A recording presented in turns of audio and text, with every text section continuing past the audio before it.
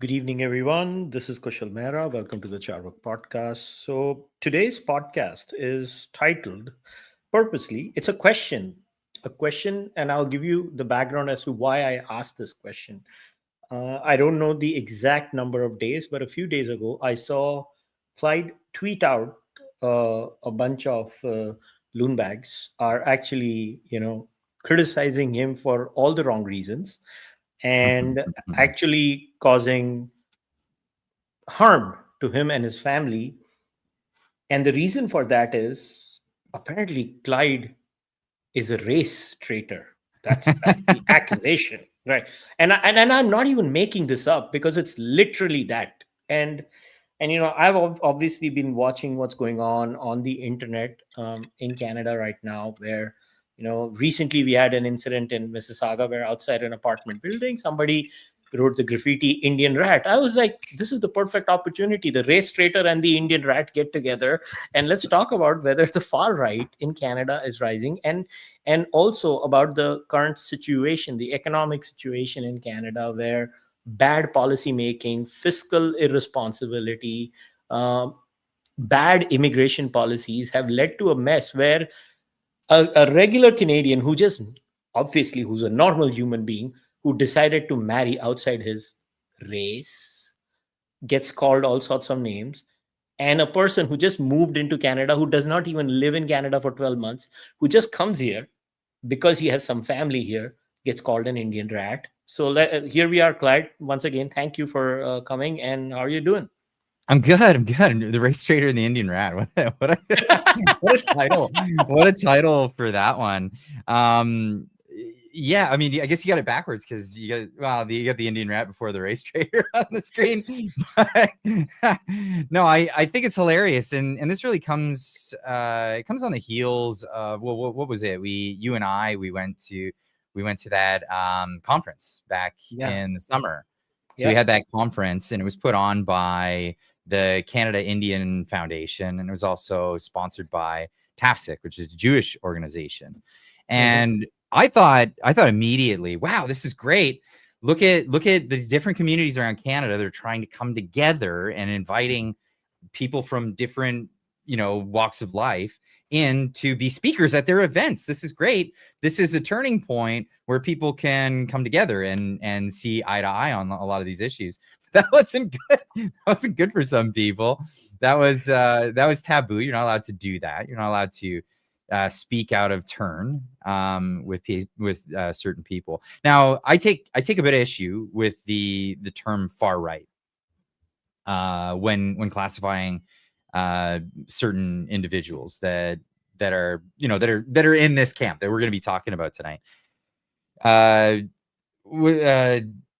James Lindsay calls them the woke right, which is it's funny. It's a funny title, but it's not. It's a misnomer. It's kind of a misspeak, if you would, because they're not on the right at all.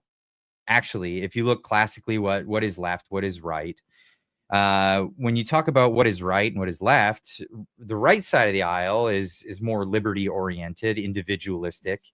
It's more about freedom for the individual, the idea of equal justice under the law.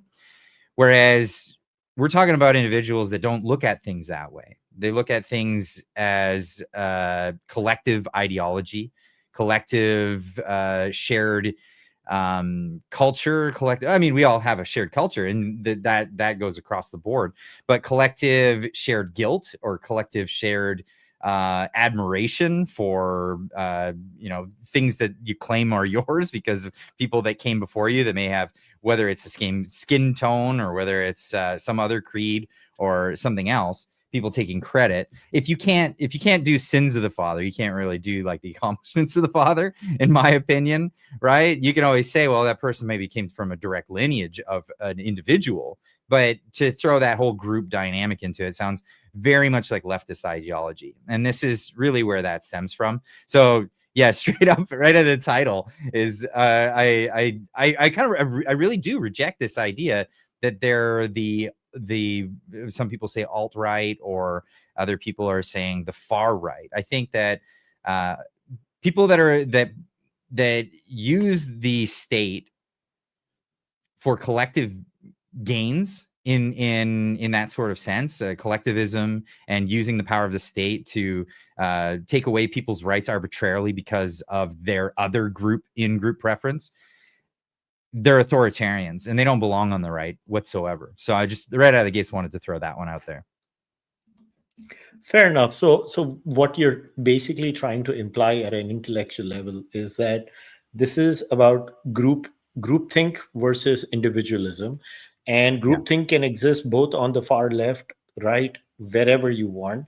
And the group obsession could be in the form of race, it could be in the form of religion, it could be in the form of multiple identities, like even the LGBT community, and they can also have a groupthink in that sense, and multiple ways. But the problem here is that what we are seeing in Canada for the last, particularly for the last 3 years, is this giant explosion um, in the discourse. And the irony of it all, if I was to say, was that, like, listen, the first time I came on your show was last year. If you remember, it was last year during the discussion. What was that? Tim Hortons incident? What was that damn thing called? Poopgate. Oh, Poopgate. Right, right. Yeah, that was, and at that time it was funny. It was funny, and we were all having a laugh about it. It later it turned a lot more ugly. Yeah. But I mean, it is good to have a laugh. Yeah. And there's a lot to laugh about this, but like I want to emphasize this. So there has been, and because of the mass immigration, there's been a lot of push against Indians, specifically Indians in Canada, and even people in other countries. I saw a TikTok from some English Indian guy. So like, there's a lot of Indians in England. It's just a thing, and full on English accent, whatever. He's an Englishman, but he was saying, he's like, wow, Canada really hates you guys. What did you do? What did you do to get all this hate? It is the government's fault of what's occurring here. There's a lot of you can point a lot of fingers, but what I fear is scapegoatism, like the idea of scapegoating. And I see certain communities going towards that rather than pointing the fingers at who is actually to blame in this. And we could talk about solutions. And obviously, when it comes to giving out temporary visas to people, and those visas expiring, for them to think that they can just stay, that's going to be a real issue, because there's going to be a fight on people's hands, because people have been promised a lot of things and we can't deliver in Canada. It just can't happen. So I guess I'm kind of running all over the place. I'm kind of all over the place. Like, where do we start from the beginning on this one, Kushal? Like, how do we really get to the crux of it? Because what I see happening is there's a really ugly situation in Canada that's brewed up, and it's because of, like I said, mass immigration. And what's come out of this has been the ugly side of society. We're starting to see it, and it's not everybody, obviously, and some people are justified in what they're saying, but there's an underbelly to it. There's certain individuals that are fueling something that's far uglier, and I want to nip that in the bud before we get there. Do you understand what I mean? So here's where I come from. Um, if you look at the history of this entire problem that has happened in Canada, somebody like you came to meet me through the internet last year. Mhm. If you go back on my own podcast, um, this is 3 years ago. I had a podcast with a veteran Canadian journalist who happens to be of Indian origin, someone who has been in Canada since the 1980s. He's a very famous journalist of Indian origin. He's retired now. He's moved on. I especially got him to come on the internet. He rarely comes on the internet now. He barely speaks in public places. He just doesn't go out because, he's got a constant death threat on him. And he explained in detail on my podcast how Canadian primaries were rigged and how, through the rigging of these primaries, every single political outfit, whether it's the conservative, liberal, it was far easier to rig the liberal and the NDP primary compared to the conservative. Before somebody says they are not all the same, yes, I agree, but the conservatives are also getting rigged. And how Well, we through this, witnessed it. We absolutely witnessed it at the conservative AGM in Nanaimo for the provincial conservatives. We watched it happen. We watched, 150 some odd people just come in the door halfway through the day, all of Indian ethnic origin, very just filed in and filed out, weren't part of the AGM whatsoever, and that took place. That was astonishing to watch it happen. so imagine 3 years ago, this Canadian of Indian origin comes on my podcast, explains it in detail for 25 minutes. He's like, this is how the Khalistanis do it. He explains it in detail. And every time these things, see, by rigging the primaries, you may not end up having a candidate that wins an election. So I am very much aware of that.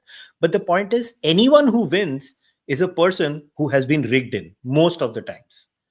So the problem is when all these people, and it's cutting across skin color. So if you think the Khalistanis were only rigging the primaries for people of Indian origin, you're sadly mistaken. They are rigging it for all races. It's a beautiful system. You need fake memberships, we will give it to you. It's a service being offered. It's Yeah. ridiculous. Eh, So, in writings where you may be like, where are these Indians coming from? Is what you're raising your question about, right? That's how and the irony of it all is, here is a Canadian of Indian origin rigging, seeing the rigging, talking about it, going around telling everyone. Nobody in the system cares.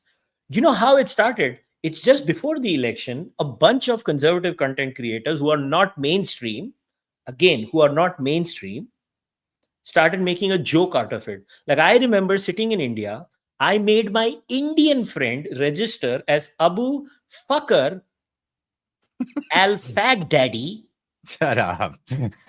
for the Liberal Party of Canada. And he still gets emails as Abu Fakr Al Fag Daddy from the Liberal Party of Canada.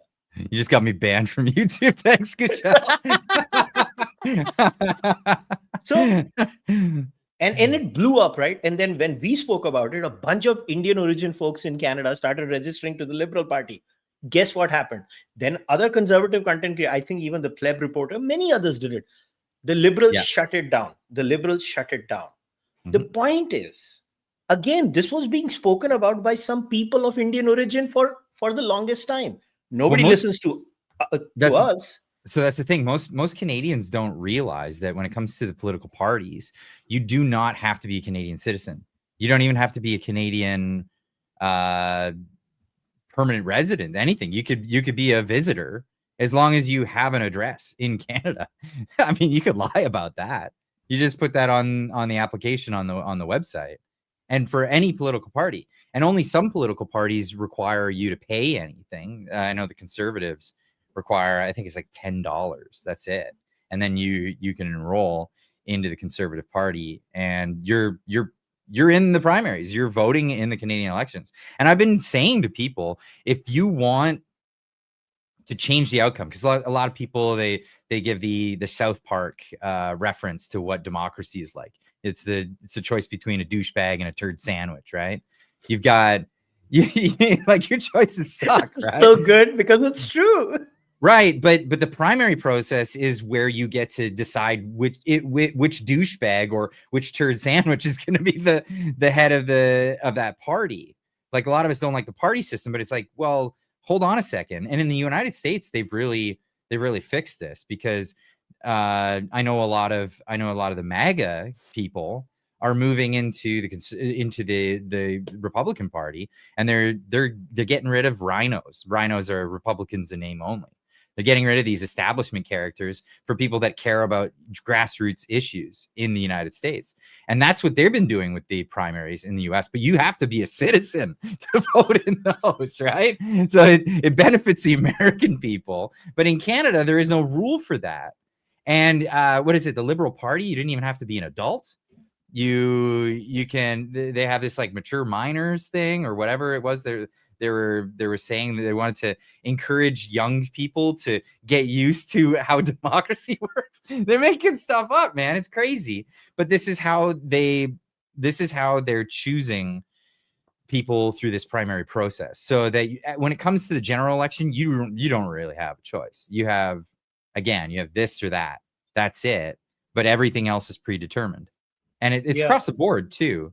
And I'm not kidding, Kushal. There's some dirty business happening, and so you know it. But so I'm not. I told you shit offline. Right. I'm not at liberty to say names, but I know that there was someone in the last federal election that was going to be the person running in their riding. That was going to be their job. They raised a ton of money for the party. They had all the support from the region. All the way it was showing the polling and everything, it looked like that person was going to get it. The party waited them out. Party waited this person out until the writ was dropped. And then they said, oh, we don't have time for a primary. So we're just going to go to the selection process. And they selected somebody else, took all the donations that person had brought in. And then, that was it. So just for the benefit of people on your channel or your Twitter, I'm going to share. So this was the podcast that I had done. It's called Khalistani Politics in Canada. I'm going to copy the link and put it on the screen too for everyone to really, if you guys go and watch this, you will know where the rot starts. All right. This is where the rot starts. This entire system of rigging is so well done, so beautifully done. Just type Khalistani Politics in Canada, Balraj Deol, BALRAJ and Cārvāka podcast.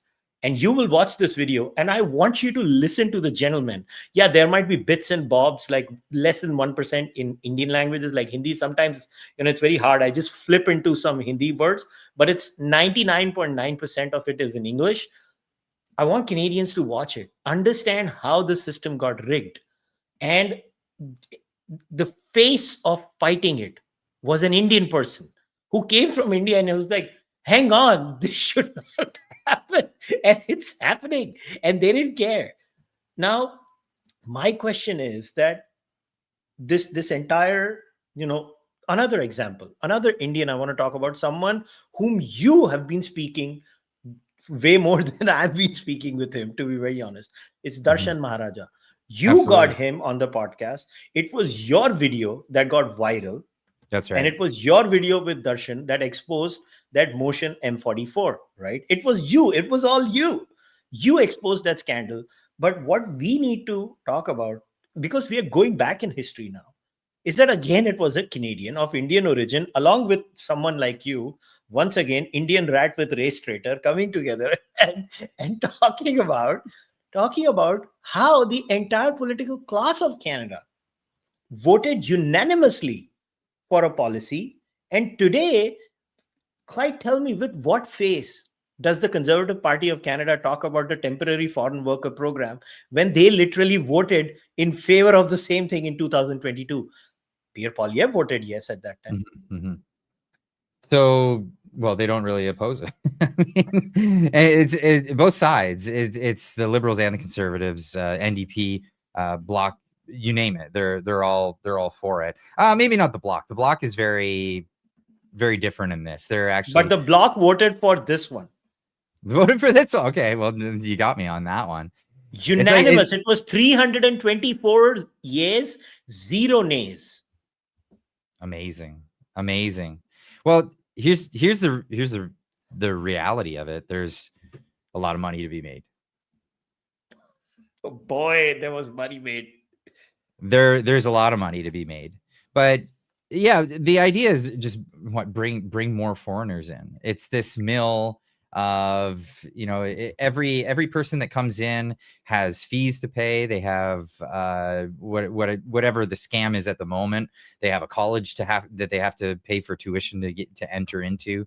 and then they end up not really going to those colleges. A lot of the attendance is virtually zero at a lot of these colleges, as Darshan has really pointed out. And I just want to say, I do want to say this: of all the people that are griping about immigration in Canada, the people that are doing the most work and actually getting things done are people of the Indian community. That's what I found. That's what I found anyway. I don't think a lot of people going out there and race baiting and doing that and getting people, causing a lot more animus about these issues, getting people angry at their local Tim Hortons employees, are actually getting anything really done. We're seeing actual things get done from the reporting of Darshan Maharaja, your podcast, a number of others. Incidentally, another group that a lot of these people don't like, Jewish people. You see a lot of work done. Daniel Boardman's been doing a tons of work. So a lot of the information that's been getting out there and actually having a real effect on policy has been not from the usual suspects that we were talking about. They're calling me a race traitor and all that stuff. But that being said, I mean, what do you do? It really is a whack-a-mole game, because when one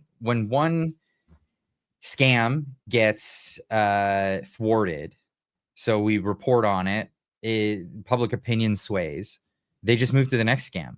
So this is really what Darshan has been good at pointing out, in my opinion, was that, you know, when the student scam program, so the temporary student program, ended, they shifted a lot of that over to LMIAs, and LMIAs have exploded, which is the labor impact assessment program. So Canadian, companies that say we can't hire a Canadian for this job, we can't find anybody, so we need to bring over employees. Now, right there, that's where a lot of people end with their reporting. They're just pulling in Indians because they can get cheap labor, and the government even subsidizes it. But the story doesn't even start there. It starts with these mills in India that are convincing young Indian people to move to Canada with this promise of prosperity and all this other stuff. Not only prosperity, but permanent residence on what's known as a temporary foreign worker visa. And they're getting scammed into it. So they get scammed into it, and they end up paying tons of money in order to fill this position. They're not getting paid to, the amount of time that it takes before they pay off this loan. Half the time they're being given loans, like loan sharks. You wouldn't expect your local Tim Hortons to be a loan shark institution, but this is what we're seeing. We're seeing people. It's not just Tim Hortons, by the way. It's all over the map. People are being sold this idea: come to Canada, you'll get permanent residence, and then you'll be able to do all this stuff. But in the meantime, they come over, they're paid very little. We don't know if they're being paid what they're telling the government that they're paying, right? Because these could be write-offs. And not only that, they're getting kickbacks from the federal government and provincial governments for having these people working at these places, entry-level positions. And they're indentured to the owners of these companies and put into housing that's just untenable. It's become the third world. We see it all. We've seen it all over Canada, and to the point that the UN even wrote to Canada and said, "Listen, we're seeing reports of actual slavery happening in Canada today, and this is happening under people's nose. They just." Oh, okay, I'm just going to go get my coffee. They'll complain, oh, I can't get it. I asked for a double-double. I got a chocolate chip cookie. That's the end of the story for them, right? They're pissed off about that because their kid can't get a job. And that's it. But they don't realize just how diabolical this whole thing is. So the best summary of this, again, in the form of a documentary. See, these are not things that I have done. These are things that people have done who are Canadians. I am actually someone who has an Indian passport. I don't have a Canadian passport. So I'm actually, I learned all of this from Indians, Canadians of Indian origin. So This is the channel. I want all of you once again, go here. I will type the link in your live stream and my live stream. Go and watch this documentary, Canada Unplugged, part 1 and part 2. Completely self funded. Not even a single dollar was given by anyone. Sangeeta Iyer, who is a Canadian filmmaker, she put in all her money. She made the movie. She talks to multiple people. She reaches out to them. She explains the entire process. Now, here's how the process happens. In 2019, the Canadian government spends $148 million to promote education in India, to entice Indian students to come to Canada to study. In the year 2022 alone, as per Canadian statistics, almost $30 billion of revenue was directly and indirectly generated through a lot of these things. 80% of Canadian service business from India in the trade is basically importing humans, importing of humans. That's all it is.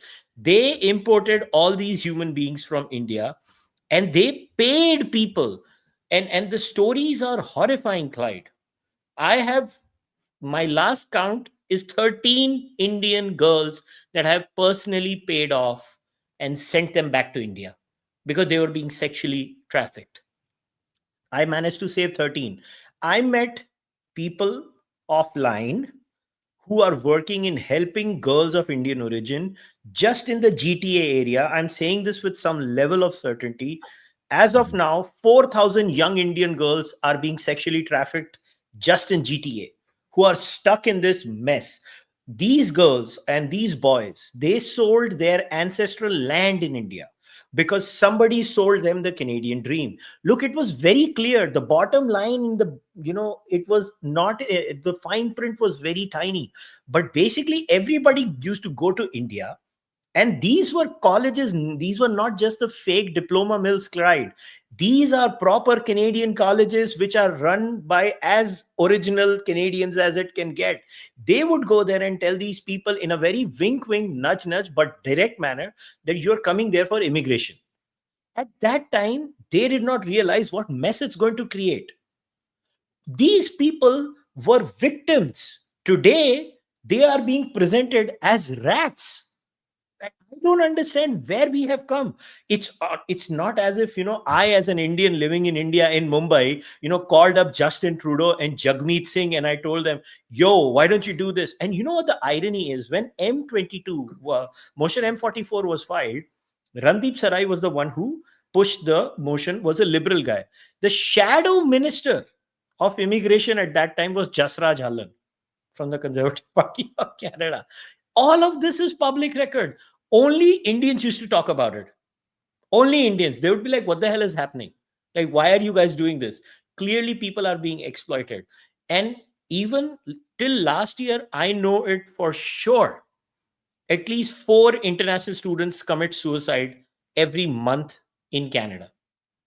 Every month, they commit suicide. And their bodies are being sent back to India. The Indian government has a department now inside the Indian embassy in Toronto, in Vancouver, where they just deal with sending bodies back. This is how bad things are.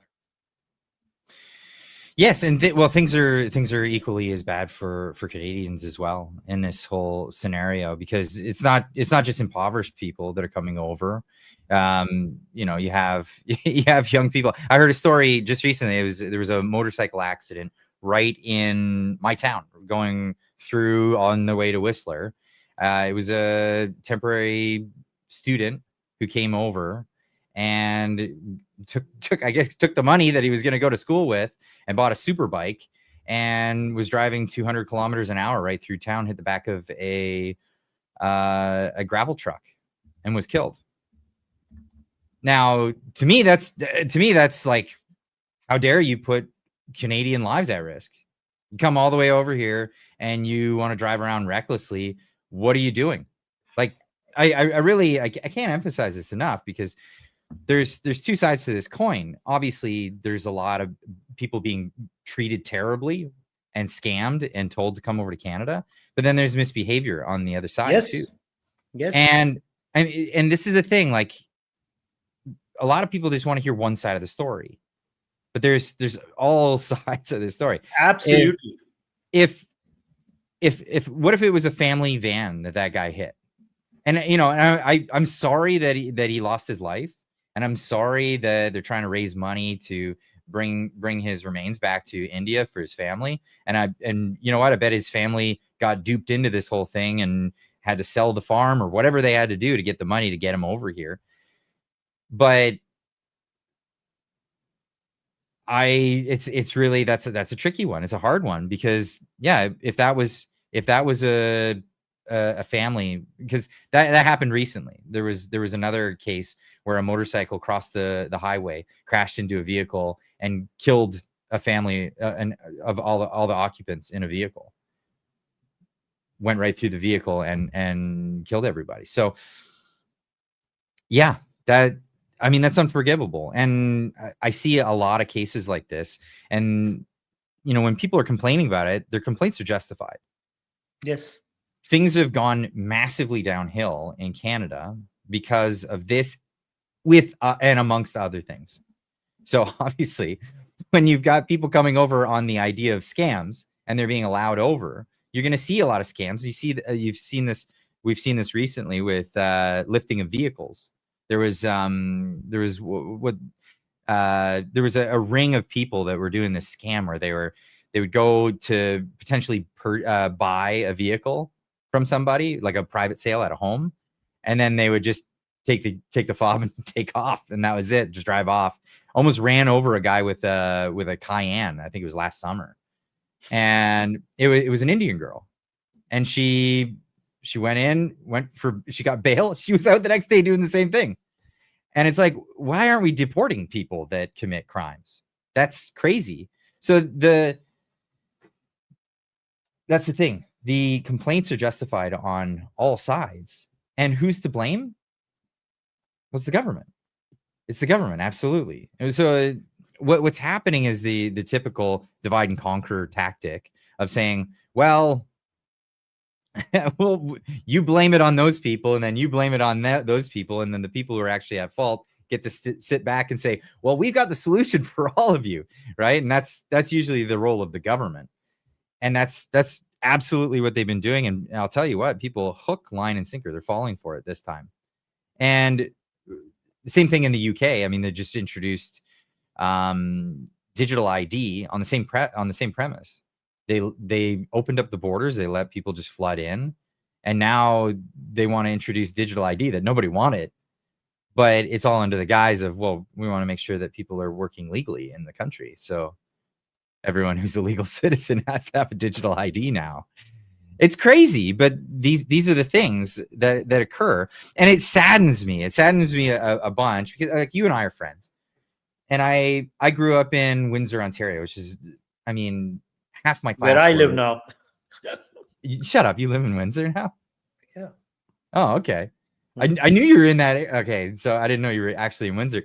So I grew up in Windsor, and a lot of my friends growing up were of visible minorities, but like, I never looked at it that way. It was never a thing, right? Because that didn't matter. None of that mattered. Everybody spoke with the same accent. Everyone was Canadian. Everybody did the same stuff. Like, we all all kids play the same way. So when I start seeing this animus between different racial groups in Canada, it bugs me. Like, I hate that. I know that there's legitimate reasons why people are upset, but I hate the direction that it goes. And some people take it further than others. And unfortunately, those people are outliers that really set the stage for what comes next, right? So here's my take on this. My take on this is always that immigration never happens. A lot of people have this idealistic notion of immigration, like I love studying human migrations. It's just an obsession. It's something I was always obsessed by. The Indo-European migration has always fascinated me since, going back all the way 6,000 years, how the Indo-European gene pool has migrated all over the world. Migrations always happen in groups, whether it was the German community that entered Canada, whether it's the Italians that entered Mhm. Canada, Yep. anybody, they always, it's always, somebody comes and then they start. Muslim caliphates that moved into Europe. Yeah, I know about those ones too. All kinds Yeah. of, all kinds of migrations happen, but they Mhm. only happen in groups. The problem that has happened with us in Canada is that we've just had too many people suddenly. The thing was, we did not have Yeah. housing, so we had housing for 10 people and we let 30 people in, and then everybody is cramming in. Now what has happened in the last, I can speak for GTA, because look, our job, you and me, like, see, my job, I am a social commentator, political commentator, and I also do a lot of investigative journalism. Like, my job is to protect my sources, go into these shady areas, talk to these people, write down reports, conduct interviews. So I've been doing a lot of this, and in fact, even the realtors now, the real estate has crashed in Toronto. It has crashed completely. There, Mhm. just 6 months before, if you put up a rental ad, like, I want to give a room on rent, you would have 200 applications in few minutes. Now it's not happening.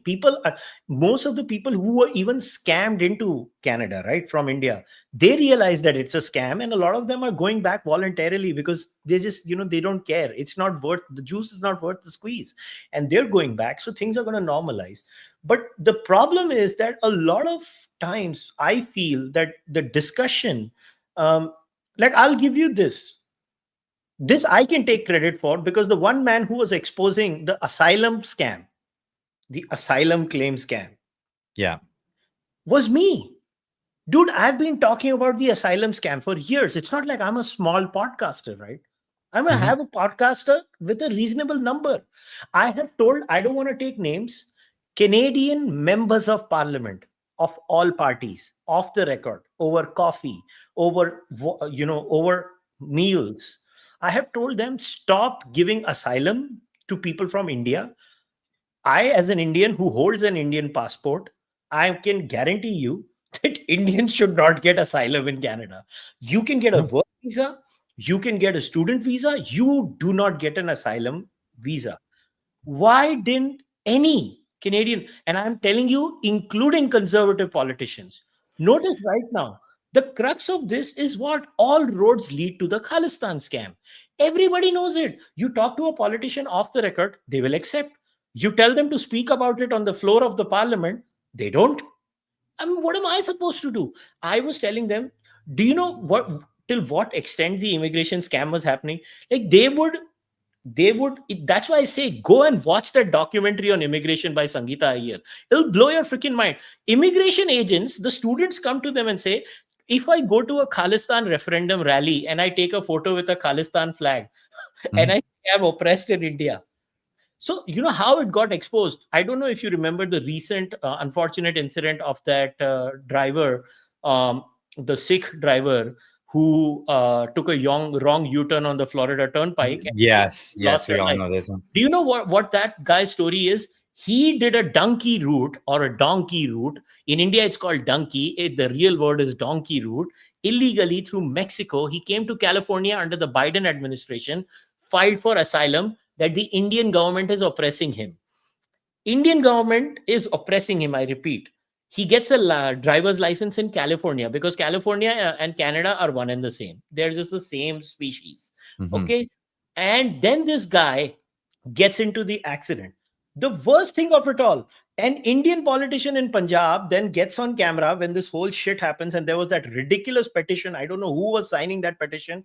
Nobody from the Indian community was signing. There were Khalistanis who were signing it. It started in Australia somewhere, and the Khalistanis got these 2 million signatures somehow magically. Then there is an Indian politician in Punjab telling the government of India to protect this guy. What did this guy say? The Indian government is oppressing me. That was his whole case. And now the Indian government is supposed to save him. Protect him. Yeah, that's right. Like, And what there is. was a big petition because like the guy's looking at life in jail. Yes. And And I don't care. no, of course. I think that's applicable for the case. it was gross negligence. He's supposed to be a professional. Obviously, however it was that they scammed their way into getting a license, which is another issue here in Canada. And we're looking at a lot of cases of schools that are, giving away driver's licenses. People aren't doing the proper training, that kind of thing. And these people are just whatever, running these scam mills, and then they're out in the public, and it's serious danger to the public, especially when he does that move and kills a family of 3. It's unbelievable. So yeah, life in prison. I mean, that's I mean, if he could be so lucky, to be taken care of for the rest of his life by the taxpayer of Florida. But this is happening everywhere. Yeah. I'm at a loss for words, because Kushal, tell me, like, India is a huge country. People neglect to, I guess, to realize how vast the country is. It's humongous. It's a huge just 1.4 billion people. That's it. Yeah, it's huge. And so there's a lot of different places to live. There's a lot of different places you could go. At what point are you so hard up that you have to come to Canada to escape your troubles?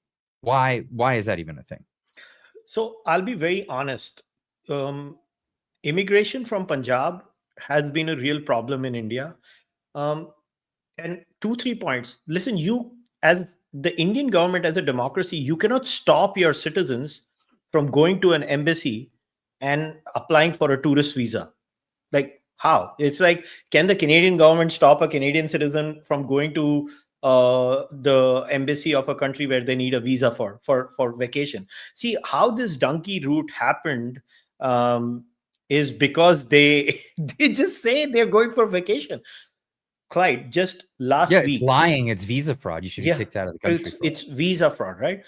But so obviously, I disagree with Biden's administration and the way they conducted themselves.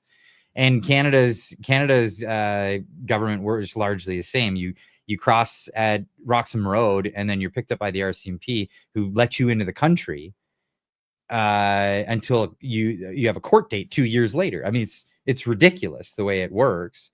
It should be out the door. Like, you came in improperly, you go out the door. I have zero sympathy, because I've always followed immigration laws myself.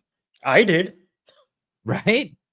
We've all, you and I both, so many people that I know have all done immigration and done it to the letter of the law. I personally, I think, forget it. If you skip the queue, get the hell out of here. You're out. It's only fair. It's only fair. And who's doing that right now? Nobody. Donald Trump.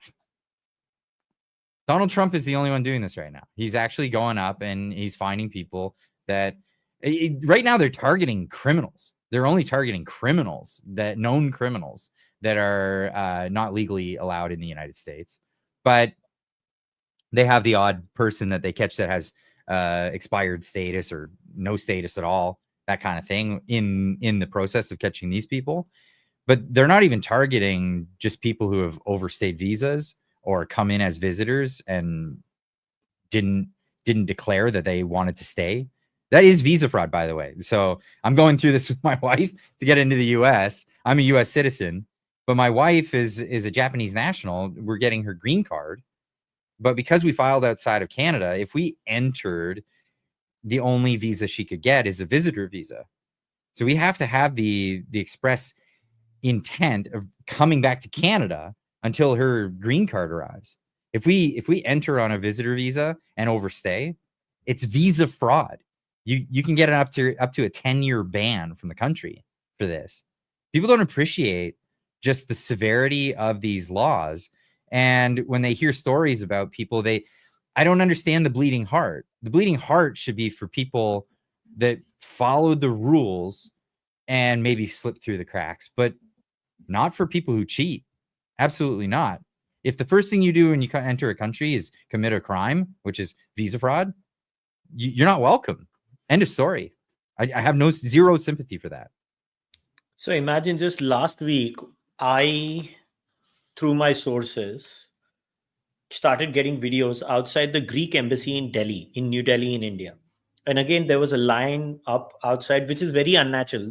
Barely any lines exist outside the Greek embassy. So, what has happened is since the Canadian visa donkey route has stopped, the touts, the same touts, by the way, the same touts. These are, and people think these are Indians scamming them. No, this is a global industry which has Indians, all races are involved in this scam because it's a Mhm. billions of dollars worth industry and everybody makes money. Right now, there is a lineup of people from Punjab outside the Greek embassy. I can say this with full responsibility. I am the only Indian journalist or social commentator, all political analyst who took videos. I'm not even in India. I got the videos. I posted 3 videos of 3 days. Every day, that's the same story of people going in. Now the route is Greece. What are you going Greece. to do? That's where they're going. They're going to Greece. Yeah, now they're going to Greece. See, Is these are that not is that a criminals. route to get somewhere else? Like where they I don't know what Greece has no economy, first of all. So I don't know why they're going there. I called up my friend in Greece. He's a journalist. I warned him. Other than me and him, nobody else has spoken about it. Other than me and him. Paul, my friend in Greece, he's a good man.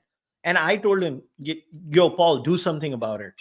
So I see it has come to a point where the system needs to realize that you have to draw the line somewhere internally.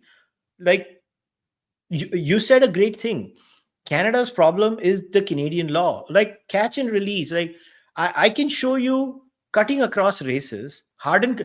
Like wasn't it Pierre Polyev who said like 94% or something of crimes are committed by repeat offenders in one part of Vancouver? And he yeah. was, I remember this was before and that's the same pattern everywhere. It's a small number. Just today, I read an article of this gentleman in Brampton called Irvine or something, Devin Irvine. He got caught in the last, from April to September or October. This gentleman has committed multiple crimes. He's been caught and released, caught and released, caught and released. He just keeps committing the crime again and again. What part of India is Devin Irvine, do you think, from? That doesn't sound like a very Indian name to me. But No, it's not. no, it's true. Like a lot of these are Canadian locals. A lot of these are Canadian locals. A lot of them are involved in the drug trade, drug trafficking, or are addicts themselves in a lot of these areas that are going through committing the same crimes, break-in enters, muggings, and things like that. This Yeah, man, you got a picture of him. Okay, yeah, this man. for sure. And look at Yeah. the crime. Between April and September 2025, Peel Regional Police received multiple reports of break ins across the region as a result Mhm, of the efforts. Like, look at the amount of time. mhm. Look at the amount of crimes he's committed. And he keeps getting bailed out. Keeps getting bailed out. Now, what are we supposed to do? Like, Oh, he should be in an institution. Absolutely, it should be 3 strikes you're out, exactly, and that's exactly. what's being proposed, right? So, well, I mean, the Conservatives are actually proposing this. I don't know if they were in power, if they would follow through with it. I hope that it's not just rhetoric and that they actually would. But yeah, that's what's being proposed. So bail reform being, if it's a violent crime, then you don't get no bail. End of story. Like if you committed a violent crime perpetrated that, you don't get bail. You sit in remand until you face your court date. If you commit 3 crimes, you get no bail. Like that's it. Or 3 strikes you're out. You're going to jail. End of story. But that's not what we're doing. We're not doing that. And not to mention, there's a whole series of new crimes that have come about with this mass immigration thing. Yeah. So there's a whole new set of scams that I've seen tons of reports about. Construction companies all over southwestern Ontario being approached by, I'm serious, gangs of Indian men saying, Yeah. you're going to pay us or your construction site's going to get burnt down. And guess what? They follow through with it. And what's happening Yeah. to these guys? Are they being deported? Are they being arrested? Do you know how these criminals entered Canada? So let me share the reason for that. Yeah, let's see. All these, so let's say in the last 3 years, we had 3 million people migrating into Canada of all races, okay? Majority of them from India. Hmm. Here is the student visa anomaly. I don't want to take the name of the content creators. I don't know why I never said this to you. It just must have skipped my mind. There is something like when I migrated to Canada, I had to do something which is called the police clearance certificate, where I have to go to the local police station and the cops have to make sure that I don't have a criminal record and submit Yeah. it to the Canadian embassy. Do you know the one visa program in Canada that does not require a police clearance certificate? Student visa, right? Yes, sir. And Yeah, guess where the criminals came? through the They student visa came in program. as student visa. They were smart. So let's say 100 students come in, only one is going to be a criminal. Only one's going to be a criminal.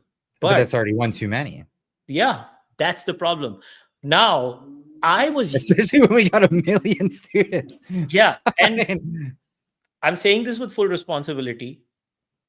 I must have called 20 mainstream or YouTube people in Canada and told them, start talking about the lack of police clearance certificates and student visas.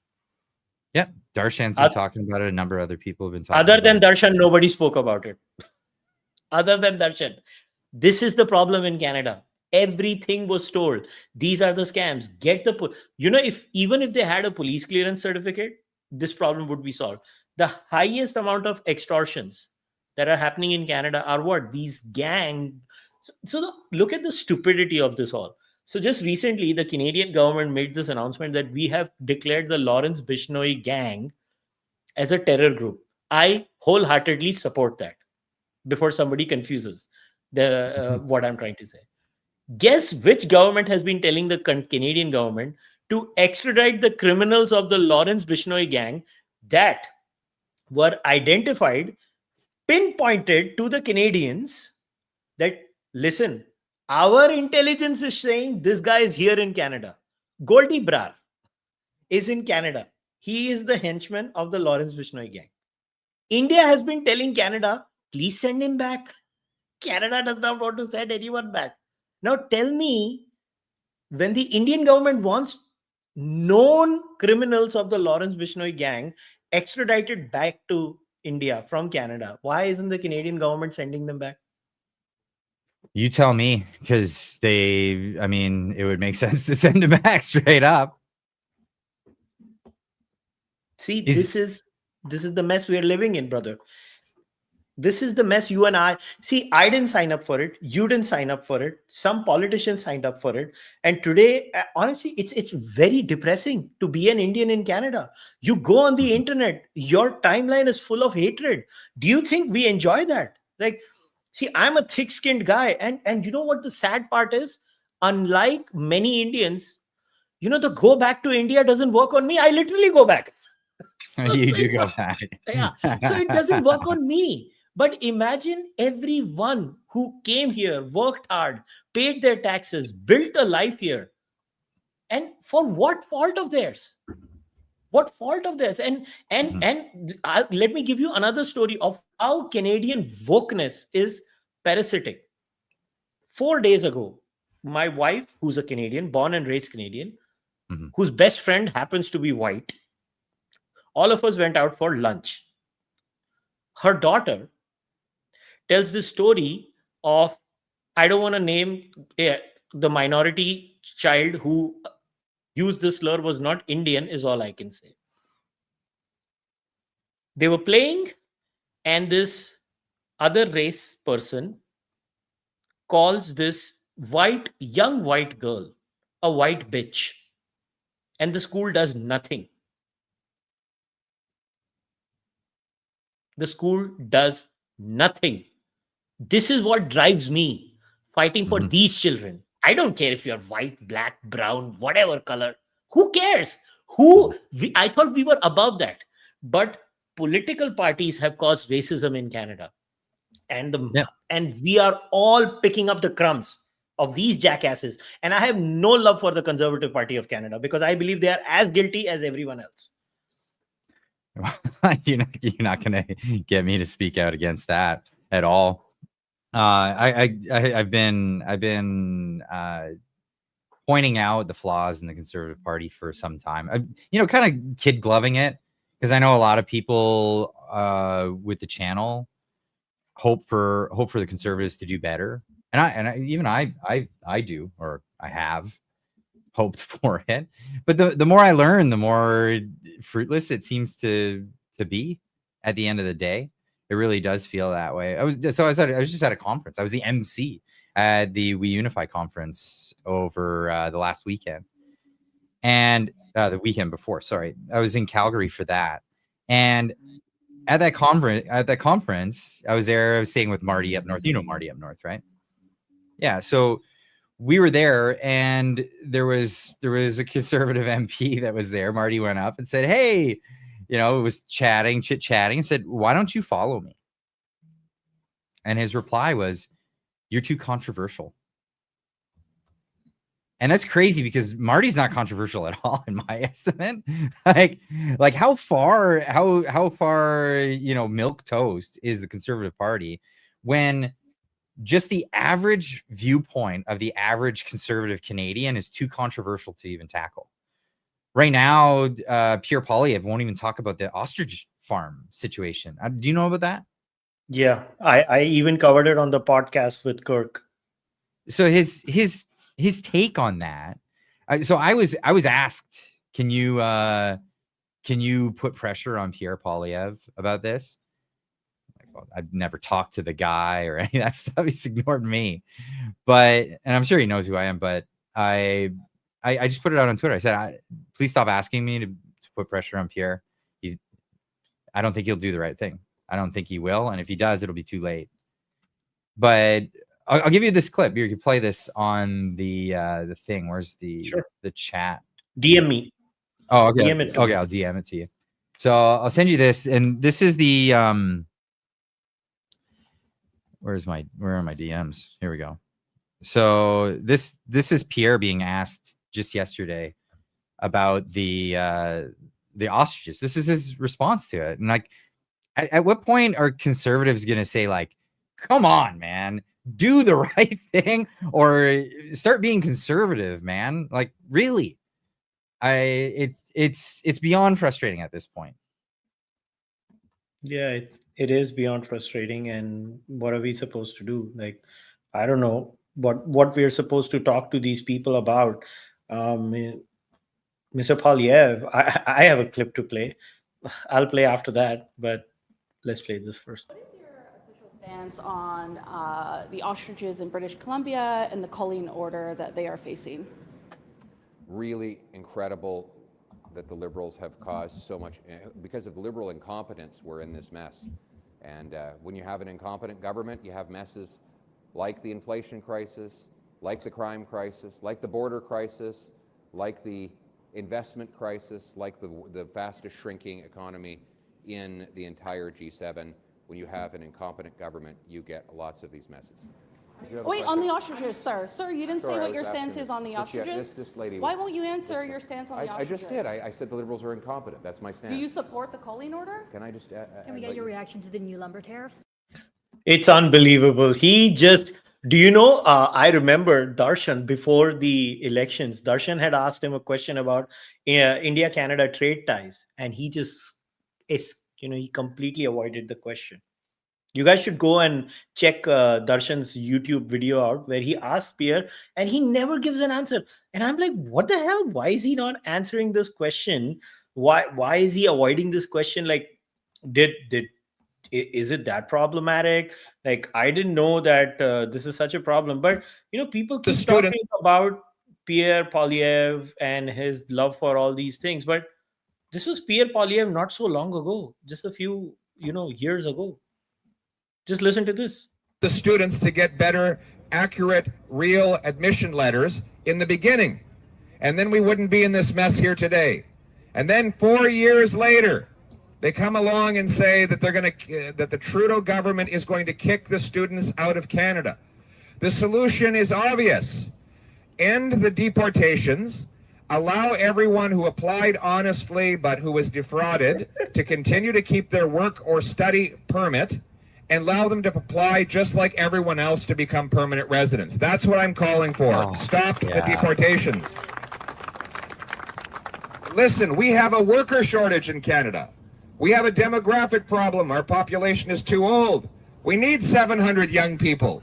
We need 700 young people to work in our factories, in our hospitals, in our shopping centers, driving truck, being accountants, lawyers, doctors. We need these workers in our country. It makes no sense for Canada to send them back when they could stay here and earn powerful paychecks and raise their families in peace. So, shame on Justin Trudeau for trying to deport these wonderful students. Stop the deportations. Keep the students here. Allow them to apply just like everyone else for permanent residency. The Conservatives will continue to fight for the student. Tell me, this is the same man. How do you expect me to respect this man? Listen, I am no lover of liberals. I lean conservative, but I have a functioning moral center. Well, hold up. So part of what he said was true. We do need workers. We have most of the people in this country are old, and we don't have enough people to fill the shoes of those old people. This is actually a problem with all of Western society. And what is the solution? What is the solution to a shrinking population? Population collapse is something that we're staring at. Well, for politicians, it's import new people. Now, immigration is definitely a part of that. But if all you're doing is opening up the door for people to come in with no skills, you're not really doing your job as someone who's running an immigration system. You want to bring people in who come in with skills. I mean, what you're supposed to do is foster a situation where people have children and you replace your own population, you have population growth. That should be the case. But, you know, the Marxists for I don't know how many decades have been telling, since the 1960s, have been telling us, no, we got to have less kids. We got to have less children. And this is something that we need to do. And then there's also the pernicious problem that happens with just all humans in whatever culture you happen to be in. When prosperity comes, people just start having less children. Yeah. That's just a factor of life. And we haven't solved that problem because inevitably, if the whole world were prosperous, we'd have shrinking population. And if shrinking population occurs, that's a problem, especially with current economic models. So what do politicians do? They just want to bring in more people. And when they need tons and tons of people, they lower the standards for entry. And that's awful. And that's what he's talking about there. He's talking about temporary people being admitted for permanent residence. It negates the original purpose for allowing the people in the first place. It's in the name: temporary student, temporary foreign worker, temporary anything.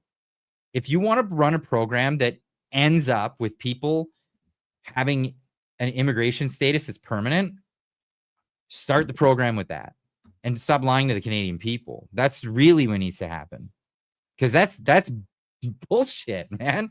It's absolute bullshit to run this backdoor scheme of saying, yeah, we're going to get a bunch of temporary people because we have a temporary problem that will be solved by having these temporary people, and then turn it into a permanent solution, because it's not the right approach. It's not the way to go.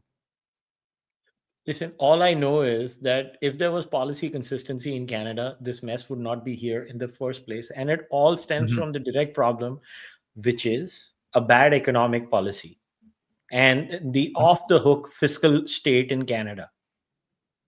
It's just ridiculous. And I don't want to talk about it. I want you to talk about it, because you are in a much better position to explain what this hot mess is.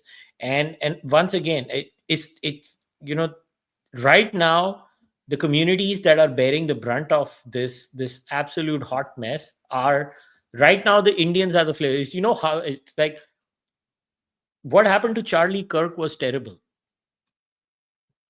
Yes. I remember when he passed away, and I was talking to a He was friend. murdered. He was Yeah. murdered, Kushal. Yeah. He didn't pass away. Yeah, man. I mean, he was murdered, and Yeah. post his death, that's what I meant. I was talking to a friend of mine. I was like, this is what things have come down to in the United States of America and Canada, that people are so involved in their social media bubbles that these crazy people think that is real life. Mhm. And they need to realize that they need to maybe walk out a little bit and talk to people normally. And Yeah, go they'll touch realize, grass. Yeah. Yeah. yeah. And life is far, far more complex than that. And it's just ridiculous. But I think the core of this entire mess is bad immigration policy, but even worse, economic policies. No, what led to Charlie Kirk is a domestic problem. It's a domestic problem with the culture and the Western world. We see it across the place. We see it in England. We see it in Australia. We see it in Canada. We see it in the United States. It's come out of academia and entertainment. It's Marxism, and it's manifested. And yeah, the internet doesn't help. It exacerbates things. But I see crazy people on the right.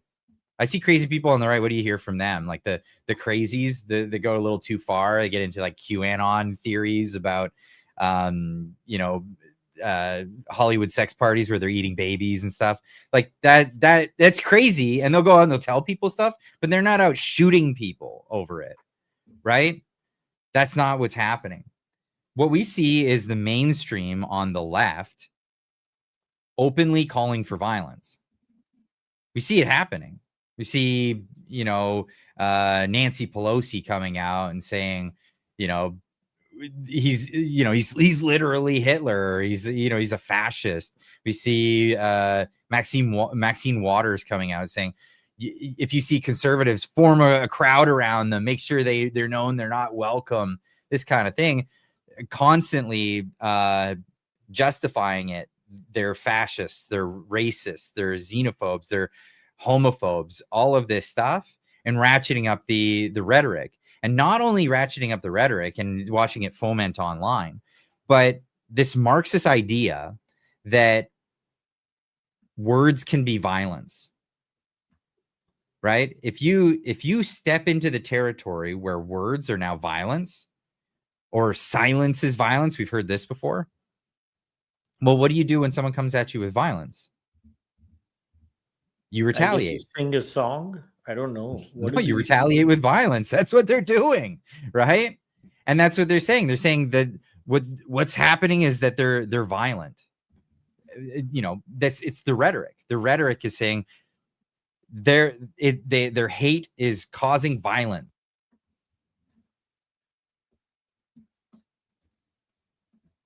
I can't hear you. Did I lose my audio? Am I good now? Yeah, you're good now. Yeah, it's only a matter of time before some crazy comes out and does what they're goading on. It's crazy. But see, at the crux of it, the frustration a lot of people are facing are through economic strife. See, even if things are good, nobody cares. Honestly, people avoid a lot of things when things are good economically. The thing with Canada is, I think the case in Canada and America are slightly different. And in Canada, what has happened is bad economic policies over the years. I constantly ask Canadians that what is your long-term future if you're not going to be a resource economy, right? Like Canada is not a knowledge economy. Let's be very clear. Canada is not a knowledge economy. America is a knowledge economy. Like they do original cutting edge research, whether it's tech research and stuff like that.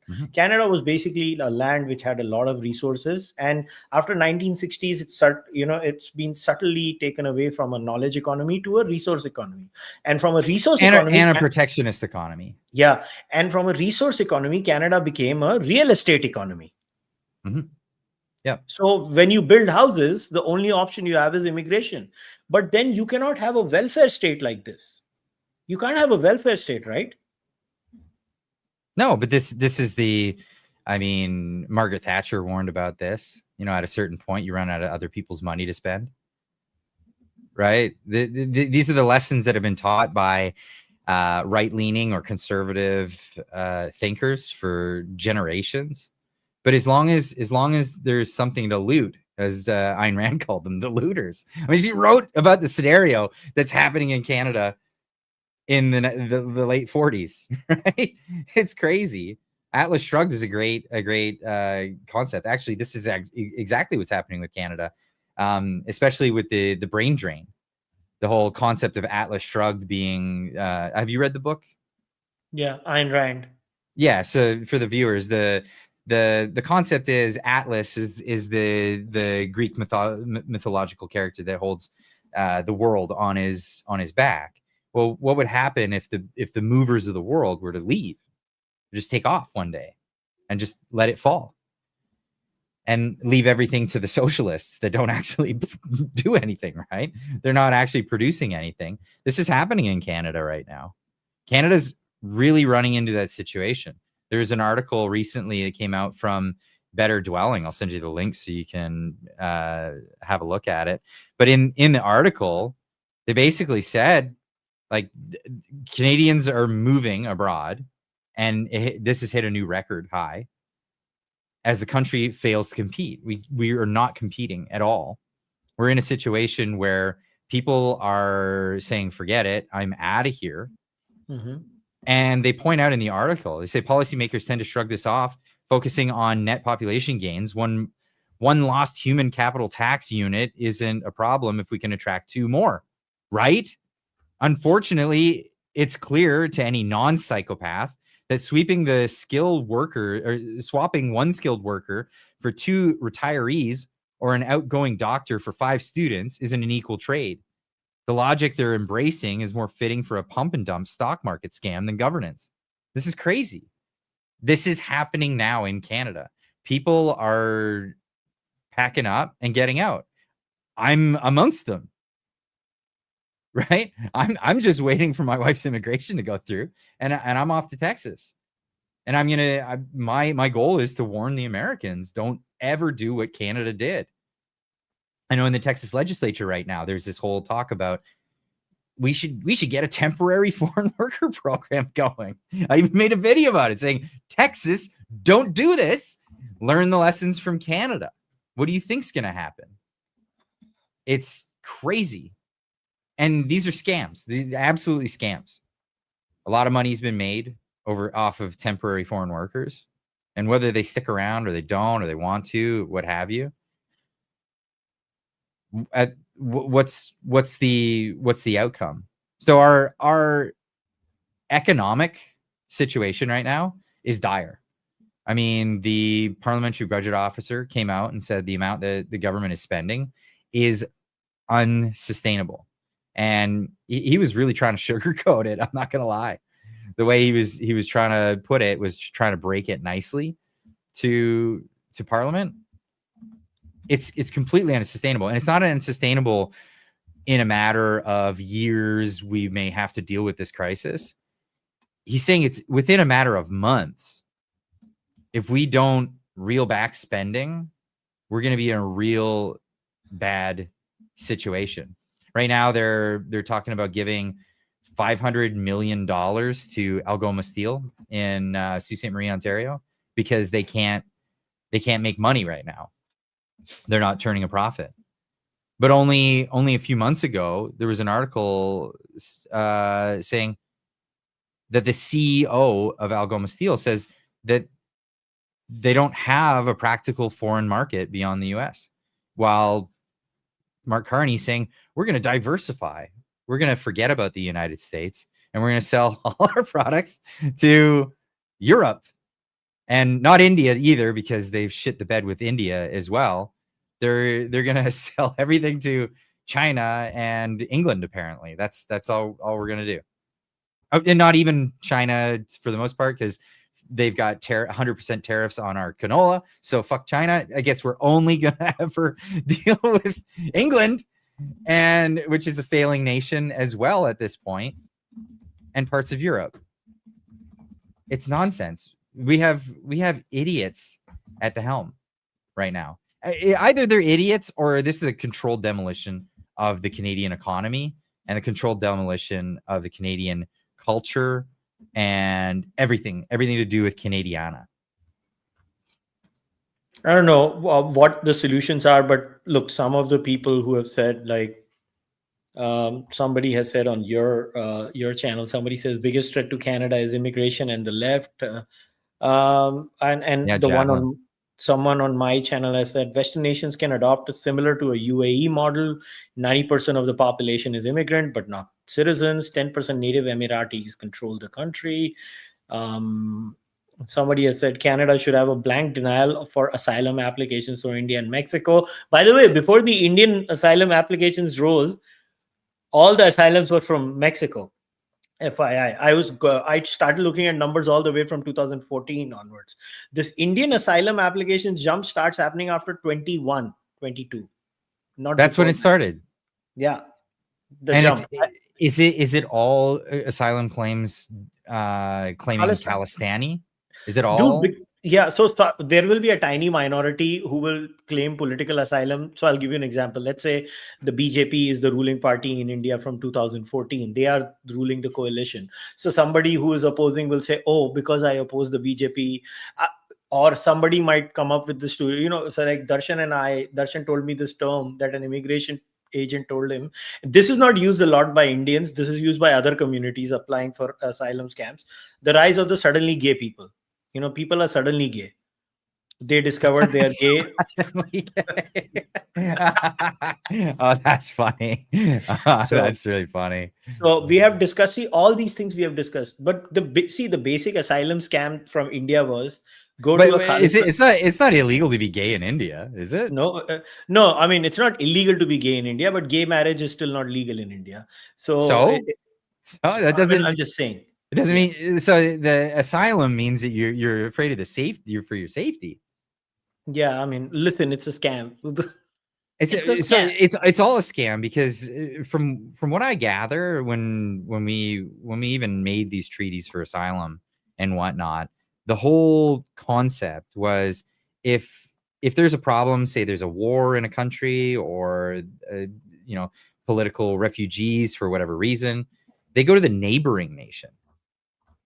They go to their neighboring nation and seek refuge until they can go home.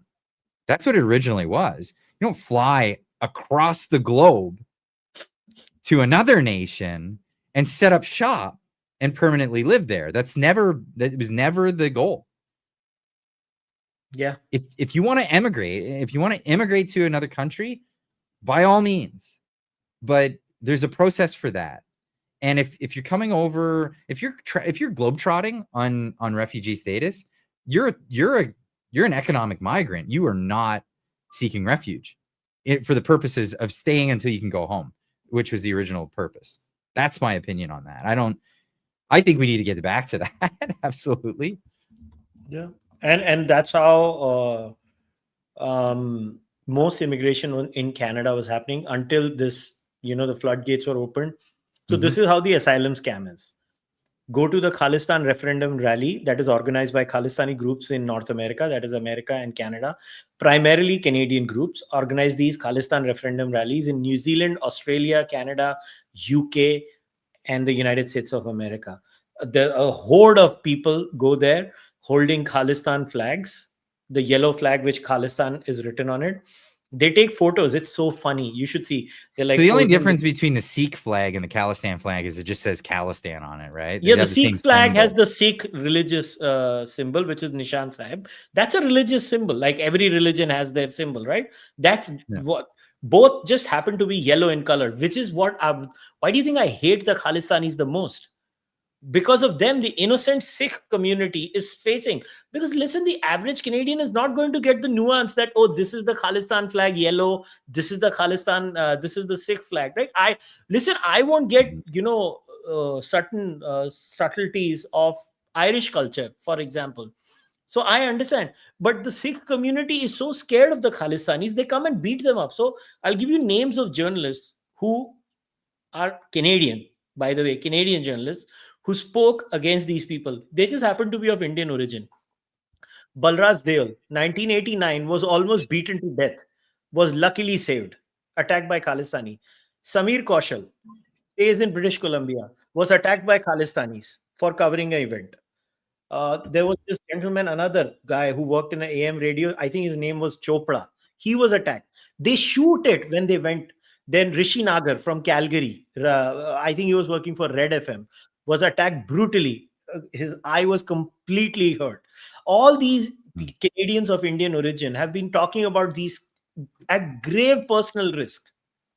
They get attacked physically, beaten up, and when and now the net result of this whole thing is that, I am the Indian rat. See, I understand there will be bad elements in the Indian community, but listen, we have to look at long-term data also. The Indian community in Canada, literally, you remember I had showed it to you on your own show that the Indian community in Canada literally has the lowest crime rate. I remember you laughing, boy, they have less crime rates than the Japanese, and we had a hearty laugh about it. Yeah, that's right. That's right. Yeah, and which is unbelievable. Yeah, the Hindu and the Sikh community has lesser crime rates than the Japanese Canadians. But yes, these criminals used to. Now those stats are out the window now because of this unfettered immigration. It's crazy. And it's crazy. And everybody is unhappy.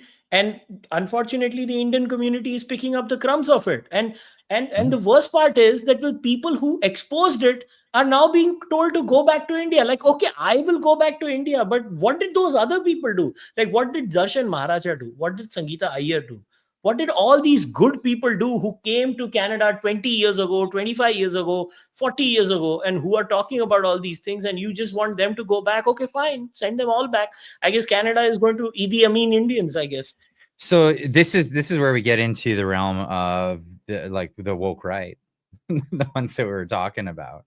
So there's the rational position that most people take, and that's, good God, that is too many people for a short period of time. There's no way that they could assimilate. There's no way you're going to end up with lots of crime. Why are we letting in people without finding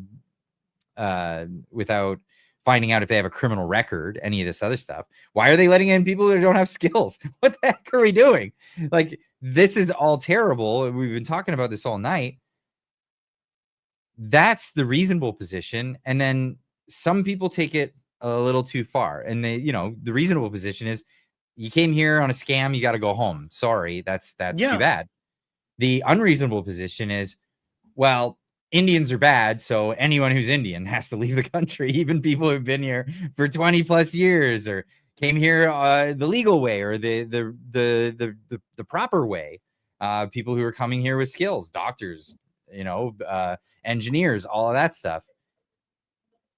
That's the unreasonable position of taking it to the next level. And I see it, and they've turned it into a racial thing. And because of this racial thing that's come out, and they're small in number, they're very vocal, and they're just like the Khalistanis, like you described. They're just like them because they have a way of making themselves look reasonable, rational when they're in a group of conservatives. And then people are like, yeah, I support that guy. He makes a lot of sense. And then if you stick around long enough, then he'll come out with it and tell you about the protocols of the elders of Zion and how all the Jews are conspiring to take over the world, or conspiracy theories about Indians and we have to get rid of all of them and Canada should only be a white only nation. And that's what the goal should be, is that anybody who's not of, and I don't know why they picked the Eastern or European. It has to be European descent, probably because they like whites or whatever. Canada's never been a white only country, and I try to point this out to a lot of them online, and I get it's the usual thing. So, for example, they'll say, a term that was floating around from this group, heritage Canadian. We should only have heritage Canadians, and anybody else should not be allowed in Canada, and screw whoever came here. I don't care how many generations you've been here. If you're not a heritage Canadian, one of the original people that built this country. And I'll ask, like, what does that mean? Are you talking about the Chinese that built the railroads? Are you talking about the Japanese that were interned during the Second World War? Or which heritage Canadians are you talking about? Of course, those are not included in that assessment of what a heritage Canadian is by these groups. But of course, when you, and this is why I like to talk about this, right? Because when you shed light on it, people go, whoa, that's unsavory. I don't like that. I would never get on with that. So I'm not going to join that group, or I'm not going to stick up for these people when they're bad, when other people come after them. But that's the thing. What they like to do is what you're describing about the Khalistanis. They'll make a flag that's similar. They'll fly that, or they'll show up at an event that's supposed to be for something that a lot of people agree with. And then they'll bust out their other flag, whether it's got a white stripe on it or whatever you want to say. They'll come out with their other thing and say, and it becomes a recruiting tool. It's, don't you see how many people are on board with us? That's why you should be on board with us as well, and come join us in these ideas, and watch it foment online, because we've been seeing this. We've been seeing this a lot. Yeah, I don't know what the end game of all of this is. Like, imagine my scenario, okay? I don't care. Send me back to India. Anyways, lived there half of the year. So, my wife was born and raised in Canada. All her friends are white. She does not have brown friends. Childhood friends, all white. She's as Canadian as it gets. Absolutely. She didn't sign up for this shit. No. Nope. So where we are, it is what it is. The funny thing is, everybody comes to Canada. I took my Canadian wife to India. So I'm seeing that in the chat right now. People saying Canada used to be 98% white, but it was never white only. There was never a policy of only whites could live in Canada. That's the difference. So it's an obfuscation, and it's a bad response when people respond to what I'm saying with, yeah, but that was the demographic percentage at the time. But the difference is, it wasn't the policy at the time. The policy's never been in Canada that Canada is a white only nation. Well, there have been other groups in Canadian history that have advocated for this. Those other groups don't exist, but there's new groups now. I'm referring to the Heritage Front. They were found to be a terrorist organization that was plotting murders. Like, this is a thing. Yeah, no, I'm not kidding. Eliza Haddigan, I'm reading her book about the subject right now, which shares the same title, right? Interestingly enough. And she's a Canadian author, lawyer, and she was the face of that organization. She helped take it down. It was something else. But that's the thing. That's the main crux, the main difference there is, yes, Canada has a vibrant history of, white people. I mean, of all different walks. At the time, even white groups didn't get along with each other. Italians didn't like the Polish, and the English, and the Scottish and English had their bouts. But that's the thing. It was never a white only policy. In fact, we took pride in the fact that not only did we abolish slavery before the United States did, but before we were even a country, the slavery was abolished by the English, and then we were the destination of the Underground Railroad. So clearly, right there was never a policy that white people couldn't come here. In fact, they were welcomed. The black slaves were smuggled into Canada so that they can have freedom. It's a rich part of our history, and a lot of people want to ignore that, and I take exception to that. Well, all we can do is keep talking about the bare facts of the situation. It's a complex scenario where a lot of innocent people are, and their lives are at stake. And I hope people have some empathy about this entire situation. and people realize that nobody signed up for this mass immigration idea. Nobody signed up for all of this, and a lot of people are anyway going to go back. So you don't have to do anything. They're going back. They've already started going back, and the proof of that is the falling real estate rates in the GTA area. Uh, it is only falling is because there are no buyers, there are no takers, there are no people who are going to take rental properties out. So it's all changing. Like even in Brampton, rental rates are falling, and it's going to go on happening. And fresh applications from India have dropped by 95%. Not cancellations from Canada. People applying from India have dropped 95%. Nobody is interested. People are going to move on, and That's good. That's good. It means a lot of these scams will stop, and then that helps with the recovery. Now the other portion of it needs to be people who are temporary residents, or temporary students, temporary foreign workers. Their visas need to expire. No more of this path to permanent residence. It's got to be, no, if you want a permanent residence, you have to come in with the express purpose of wanting permanent residence. If you came in as a temporary, the temporary is non-negotiable. It ends, you go. That's it. And if you overstay, then now you're breaking the law. And now you go and you don't have a chance to come back. Those people that want to come and stay in Canada, they have to leave. They have to reapply through the legal means, which means they're gonna have to probably pick up skills, go home, get some skills, get some things. If they really want to be in Canada, have those things that will help Canada.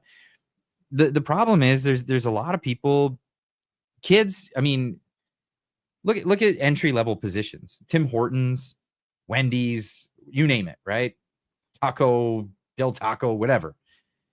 Those jobs aren't made for people, to earn a living for the rest of their lives. But that's how it's being laid out. And it's crazy because we're ending up with this like two-tier society where it's like a servant class. Why is it that we have that? When I was younger, it was always just young people worked at these jobs. It's a great way to get job experience. And job experience, first job experience isn't about like, wow, you're really skilled at doing that thing. No, it's you're able to show up on time, you're able to figure it out, get your uniform in order, get on, be given instructions, and then be able to fill out that task or complete that task. That's all that is. And it's great experience for young people. That opportunity is being taken away by this foreign scam program. That's all got to end. It's all got to end. And if companies are like, well, I can't get enough workers to work at this place, raise what you're willing to pay. That's it. Raise what you're willing to pay. Perhaps we don't need a Tim Hortons on every single corner for that ultra convenience. Maybe we don't need that many Tim Hortonses, I don't know. The market needs to find an equilibrium. We can't keep using the taxpayer dollars, $3 per worker, by the way. That adds up real fast. Not like we can already even pay our bills. So it's not a sustainable program. It's got to come to an end. And when we do open the door for people for immigration, we got to do it the right way. I think the program has already come to an end. I think a lot of job openings are going to start happening in areas that they are expecting, but it's going to happen in a 2-3 year. The fundamental problem, in my opinion, and I have only a minor disagreement with you, is that the fundamental nature of the Canadian economy is as such that it's no longer an attractive destination in the first place. No, it's not.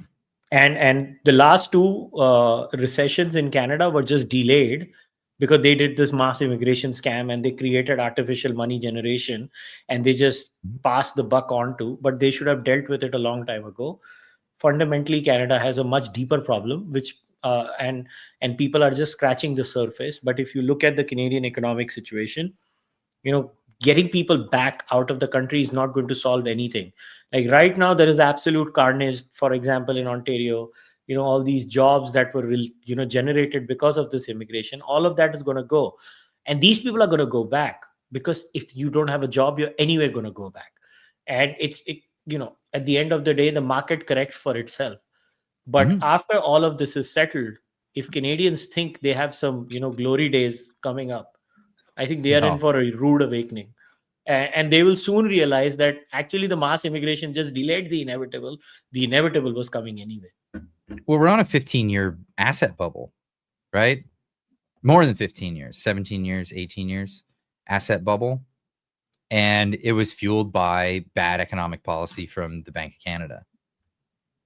That, believe it or not, really started under Stephen Harper. So after 2008, Stephen Harper came in with his classical economic training by John Maynard Keynes and said, I'm a conservative, so I don't use this. I don't push this button often, but there's a recession, so I'm going to do deficit spending. That's what he did. He said, I'm going to stimulate the economy and get things moving.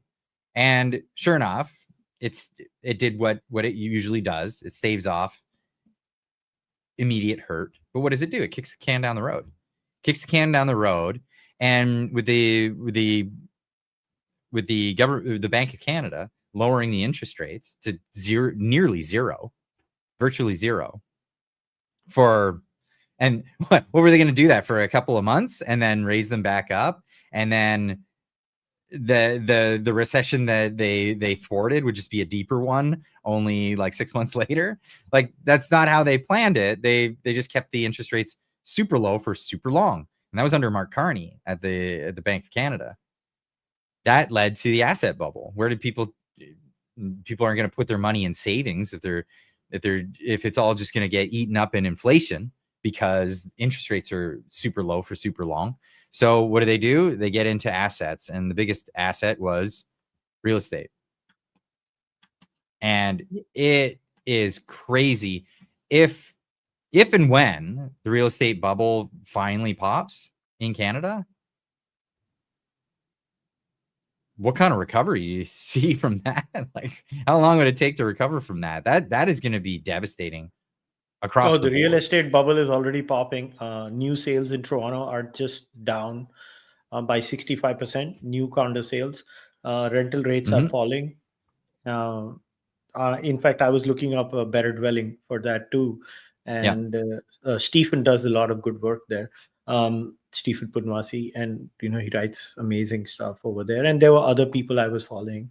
The population in Canada, by all means, has started to stagnate again, because the immigration has really come down for multiple reasons. Canada reducing the number of applications, and applications from India have just nose driven downwards. Like, they've just gone down. They're not there. And you will see in the next 2 years, you're going to see absolute carnage in Ontario.